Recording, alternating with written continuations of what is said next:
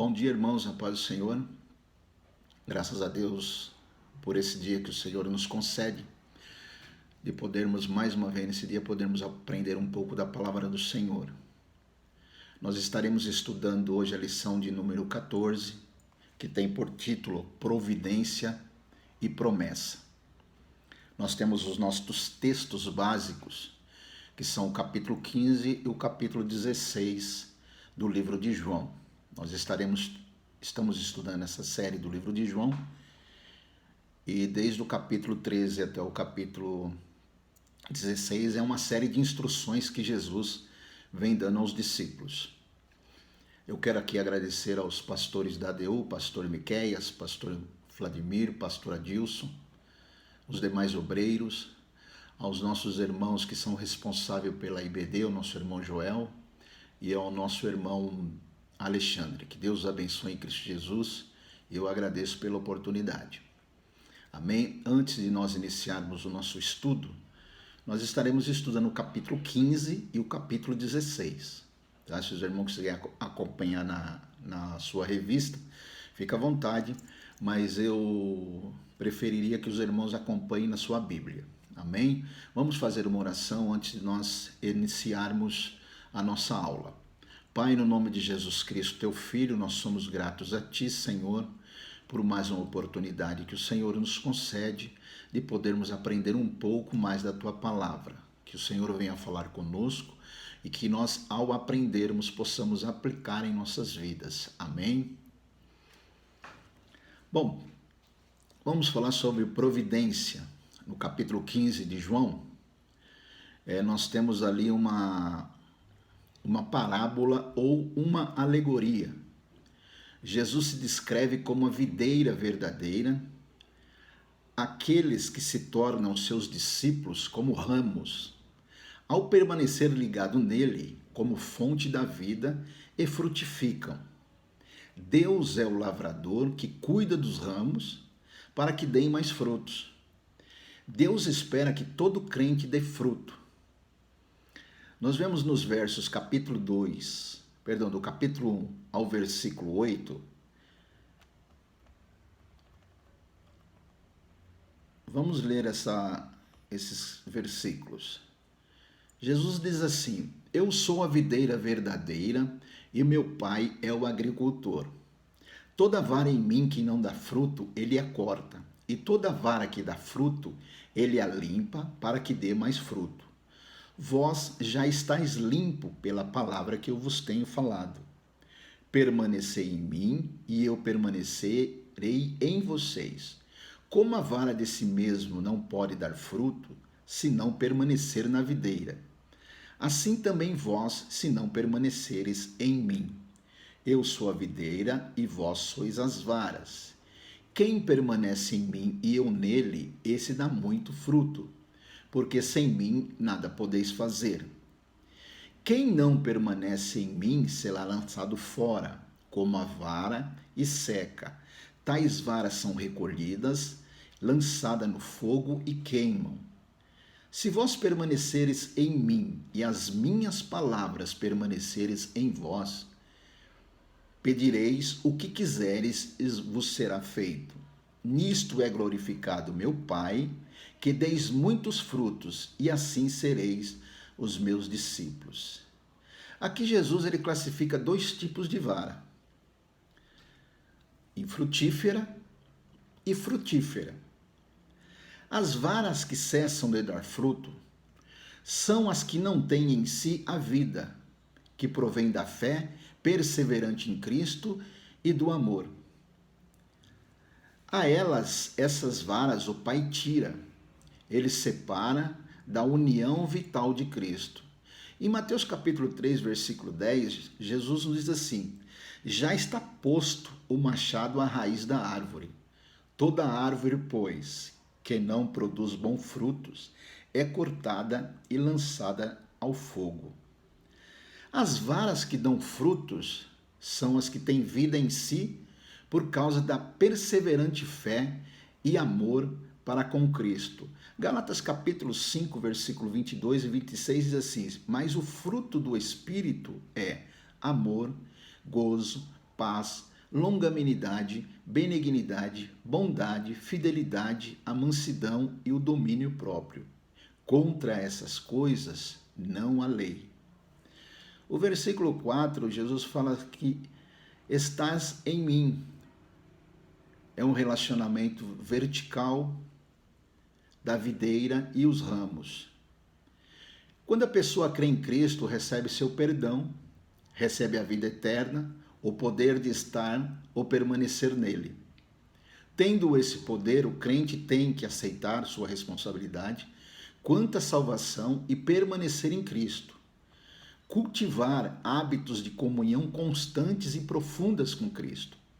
A vara, o crente tem a vida de Cristo somente enquanto esta vida flui nele, por ele permanecer em Cristo. A palavra grega meno, que significa continuar, permanecer, ficar e habitar. O verso 7 do capítulo 15, se vós permaneceres em mim e as minhas palavras permanecerem em vós. Conservar a palavra de Deus continuamente em nossos corações. Cultivar hábitos de comunhão constante com Cristo a fim de obtermos dele força e graça. Obedecermos aos seus mandamentos e permanecer no seu amor. No versículo 10, e amarmos uns aos outros. O versículo 10 nos diz assim, se guardardes os meus mandamentos, permanecereis no meu amor. Do mesmo modo que eu tenho guardado os mandamentos do meu Pai e permaneço no seu amor. Vamos falar do relacionamento horizontal. O versículo 12 ao versículo 17. O meu mandamento é este, que vos ameis uns aos outros, assim como eu vos amei. Ninguém tem maior amor do que este, de dar alguém a sua vida pelos seus amigos. Vós sois meus amigos se fizerem o que eu vos mando. Já não vos chamo servos, porque o servo não sabe o que faz o seu senhor, mas chamei-vos amigo, porque tudo quanto ouvi de meu Pai vos dei a conhecer. Vós não me escolhestes a mim, mas eu vos escolhi a vós, e vos designeis para que vades e deis frutos, e o vosso fruto permaneça, a fim de tudo quanto pedirdes ao Pai em meu nome, ele vô-lo conceda. Isto é um mandamento, que vos ameis uns aos outros. Será lançado fora como a vara. 3 verdades importantes são ensinadas nesta passagem. A responsabilidade de permanecer em Cristo recai sobre os discípulos. E esta é a nossa maneira de corresponder ao dom da vida e ao poder divino concedido no momento da conversão. Permanecer em Cristo resulta em Jesus continuar a habitar em vós. Frutificação de seus discípulos, sucesso na oração e plenitude de alegria. As consequências do crente deixar de permanecer em Cristo são ausência de fruto, no versículo 4 e 5, e separação de Cristo e a perdição, o versículo 2, a parte A, e o versículo 6. O versículo 9 e o versículo 10 fala para permanecermos no seu amor. Como o Pai me amou, assim também eu vos amei. Permanecei no meu amor. Se guardardes os meus mandamentos, permanecereis no meu amor, do mesmo modo que eu tenho guardado os mandamentos do meu Pai e permaneço no seu amor. O crente deve viver na atmosfera do amor de Cristo, Jesus. A seguir, declara que isto se dá quando guardamos os seus mandamentos, para que vades e deis frutos, o verso 16.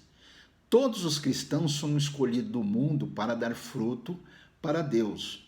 Os versículo 2, versículo 4 ao 5, versículo 8.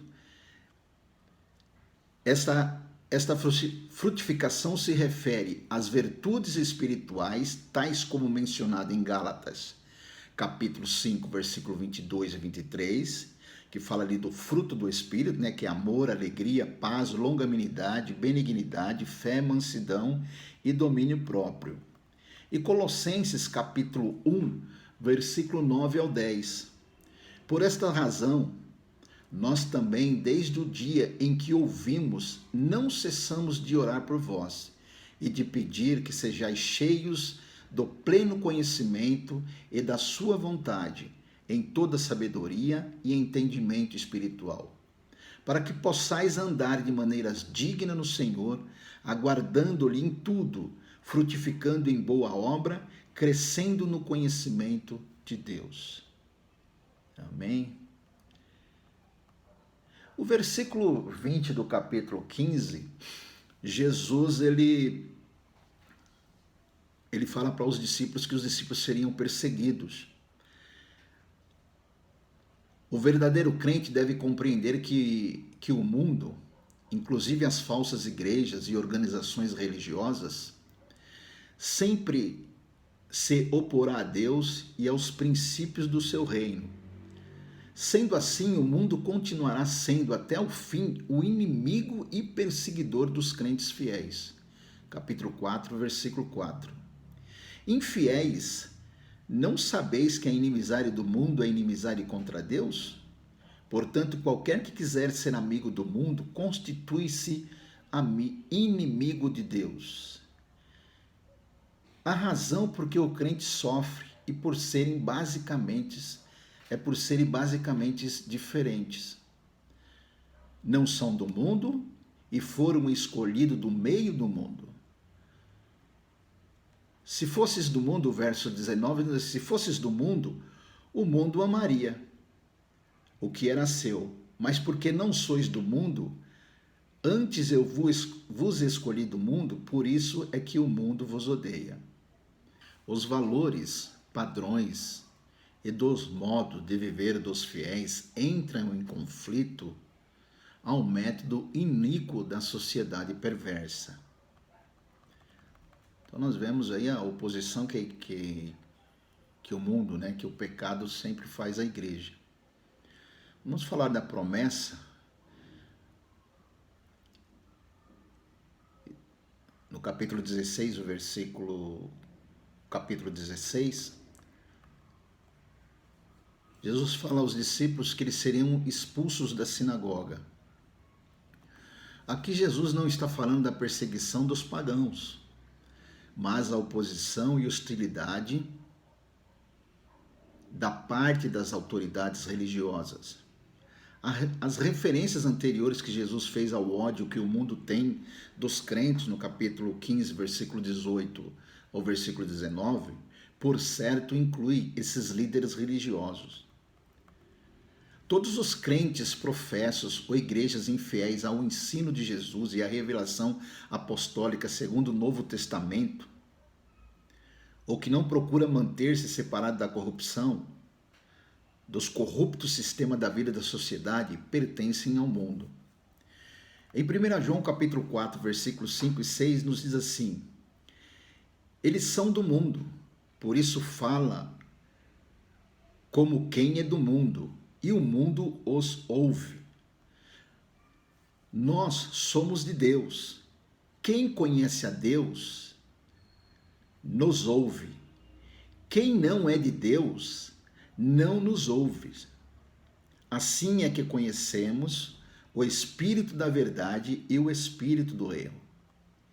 Esses crentes professam, adotam valores tão diferentes do verdadeiro evangelho neotestamentário que, quando perseguem ou matam os autênticos religiosos, os autênticos seguidores de Cristo, acham que estão servindo a Deus. Jesus ele deixa bem claro em relação a isso, né, que eles acham que estão fazendo um serviço para Deus. Vamos falar sobre a vinda do Espírito Santo. Jesus fala: se eu for, eu o enviarei. O versículo 7. fica claro que o derramamento do Espírito Santo só ocorreria somente quando Cristo voltasse aos céus. Em Atos capítulo 2, versículo 33, nos diz assim: de sorte que, exaltado pela destra de Deus e tendo recebido do Pai a promessa do Espírito Santo, derramou isto que vós agora vedes e ouvir. A função do Espírito Santo, além de consolador, convencedor, ajudador, conselheiro, é convencer o mundo do pecado. O verso 8. Quando o Espírito Santo vier, por ocasião do Pentecostes, capítulo 16, versículo 7, nos diz assim: todavia digo-vos a verdade, convém que eu vá, pois se eu não for, o ajudador não virá a vós, mas se eu for, vou-lo enviarei.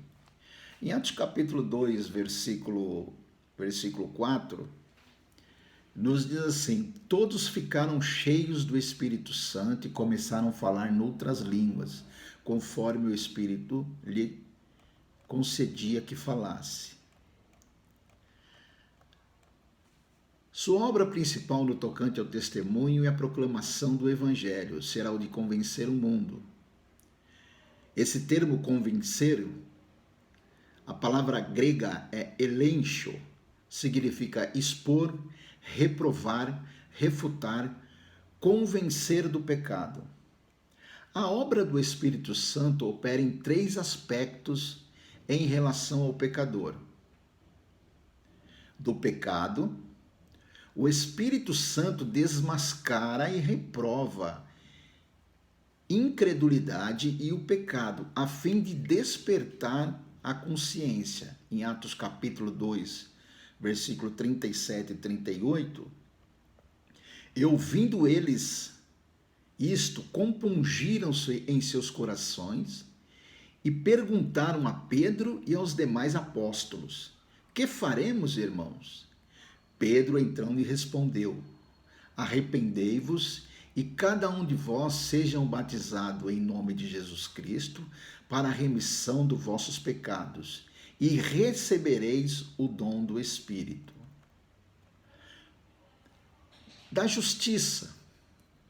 O Espírito Santo convence o homem de que Jesus é o Santo Filho de Deus, que se torna consciente do padrão divino. Esse padrão divino da justiça é confrontado com o pecado e a pessoa recebe poder para vencer o mundo. Olha o que nos diz lá em 1 Pedro capítulo 3, versículo 18: porque também Cristo morreu uma só vez pelo pecado, o justo pelo injusto, para levar-nos a Deus, sendo na verdade morto na carne, mas vivificado no Espírito. Do juízo. Trata-se da obra do Espírito ao convencer o homem da derrota de Satanás na cruz. Em João capítulo 12, versículo 31, diz assim: agora é o juízo deste mundo, agora será expulso o príncipe deste mundo. Do juízo atual do mundo por Deus. Romanos capítulo 1, versículo 18. Pois do céu é revelado a ira de Deus contra toda a impiedade e injustiça dos homens, que detêm a verdade e injustiça, e o futuro de todos os homens. Romanos capítulo 14, versículo 10. Mas tu, por que julgas o teu irmão? Ou tu, também, por que despreza o teu irmão? Pois todos havemos de comparecer ante ao tribunal de Deus. Esse trecho deixa bem claro que qualquer pregador ou igreja que não expõe publicamente o pecado, nem a responsabilidade do pecador, nem o conclama ao arrependimento e à retidão bíblica, não procede do Espírito Santo. 1 Coríntios capítulo 14, versículo 24 e 25, mas se todos profetizarem e algum incrédulo ou indalto entrar, por todo é convencido, por todo é julgado. O segredo do seu coração se torna manifesto, e assim, prostrando-se sobre o seu rosto, adorará a Deus, declarando que Deus está verdadeiramente entre vós. Ele vos guiará em toda a verdade, no versículo 13 do capítulo 16. A obra do Espírito Santo, quanto ao convencer do pecado, não concerne somente ao incrédulo, mas também ao crente e à igreja, ensinando, corrigindo na verdade. Apocalipse 3,19 diz assim: Eu repreendo e castigo a todos quanto amo. Sê, pois, zeloso e arrepende-te. Ao receber do que é meu, o verso 14. O Espírito toma o que é de Cristo e o revela ao crente. Isto quer dizer que ele lança a mão da presença, o amor, o perdão, a redenção, a santificação, a vida, poder, dons espirituais, cura e tudo mais que nos pertence pelo nosso relacionamento com Cristo, mediante a fé, torna reais estas bênçãos em nossas vidas. Capítulo 15, versículo 1, toda vara que está em mim e dá fruto, eu limpo para que dê mais fruto. Então, o nosso relacionamento com Cristo. O mesmo Pai vos ama, versículo 27. O Pai ama todas as pessoas, mas também é verdade que Ele ama com amor familiar e especial aqueles que por meio de Jesus estão reconciliados com Ele. E o ama e permanece leais a Ele. O verso 33 nos diz assim: Tenho-vos dito estas coisas para que em mim tenhas paz. No mundo tereis tribulações, mas tende bom ânimo, eu venci o mundo. Amém, irmãos? Eu espero que nós podemos alcançar o nosso objetivo de estarmos... Fomos um pouco rápido porque são 2 capítulos que nós tínhamos que estarmos tratando com os irmãos, alguns pequenos atropelos aí na linguagem, mas eu peço que os irmãos orem por nós, para que nós possamos estar cada vez mais nos aperfeiçoando na palavra do Senhor. Nós somos gratos a Deus. Eu queria agradecer a Deus por essa oportunidade e fazer uma oração e encerrando o nosso estudo nesse dia, amém? Vamos orar. Pai, no nome de Jesus Cristo, teu Filho, Senhor, nós somos gratos a Ti por tudo que o Senhor tem nos proporcionado, pela Tua graça, pelo Teu conhecimento, Senhor, que possamos aplicar em nossas vidas, Pai, e possamos ser crentes fiéis. Fica conosco nesse dia, nos dá um dia de vitória na Tua presença, é o que nós te pedimos em nome de Jesus Cristo. Amém, irmão? Deus abençoe os irmãos em Cristo Jesus. Nós estamos com saudade dos irmãos e esperamos que em breve nós possamos cultuarmos juntos. Que Deus abençoe os irmãos, tenham todo uma ótima semana. Amém.